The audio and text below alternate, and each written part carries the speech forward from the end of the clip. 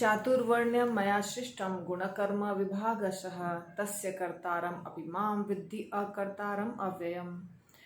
भगवद गीता में भगवान ये चौथे अध्याय के 13वें नंबर श्लोक में बोल रहे हैं कि चातुर्वर्ण्य मया सृष्टम, चारों जो वर्ण हैं समाज में जो दिखाई दे रहे हैं हमको, 4 प्रकार के वर्ण या 4 प्रकार के आश्रम भी वो भगवान ने ही बनाया है। चातुर्वर्ण्य मया सृष्टम, सृष्टम का मतलब होता है सृष्टि करना, बनाना। और किसके आधार पर? गुण कर्म विभागशः, गुण और कर्मों के आधार पर।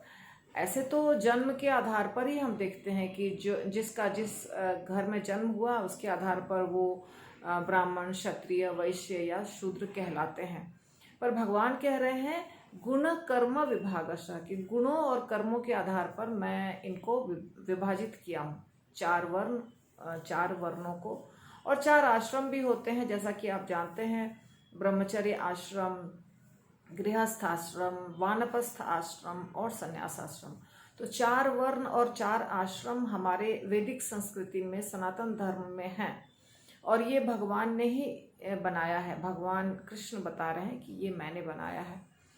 तो जो सबसे ऊंचा स्थान है वो है ब्राह्मणों का, जिसे समाज में सबसे ऊंचा स्थान माना जाता है।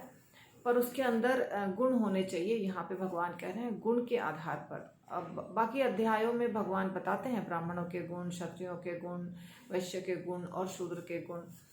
तो समाज में व्यवस्था अच्छे से चलाने के लिए भगवान ने 4 वर्ण और 4 आश्रम भी बनाए हैं। तो वर्ण हो गए ब्राह्मण, क्षत्रिय, वैश्य और शूद्र। ब्राह्मण शास्त्रों का अध्ययन कराते हैं, करते हैं, स्वयं पठन पाठन करते हैं, यजन याजन करते हैं, यज्ञ करते हैं, तपस्या करते हैं इत्यादि। क्षत्रिय समाज की रक्षा करते हैं। समाज में जो कमज़ोर वर्ग है, स्त्री हैं या फिर बूढ़े हैं, बच्चे हैं, उनकी रक्षा करते हैं, देश की रक्षा करते हैं, सैनिक का कार्य करते हैं, राजा का कार्य करते हैं। वैश्य का कार्य है बिजनेस करना, खेती करना, किसान वाला कार्य, और जो बिजनेस होता है जिसमें व्यापार जिसको कहते हैं वो करना।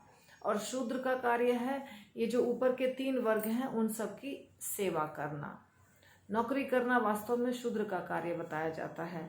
लेकिन आजकल के ज़माने में सब लोग सब कुछ करते हैं। जिसका जन्म जिस घर में हुआ है उससे कोई फर्क नहीं पड़ रहा है। हर व्यक्ति नौकरी कर रहा है, हर व्यक्ति बिजनेस कर रहा है।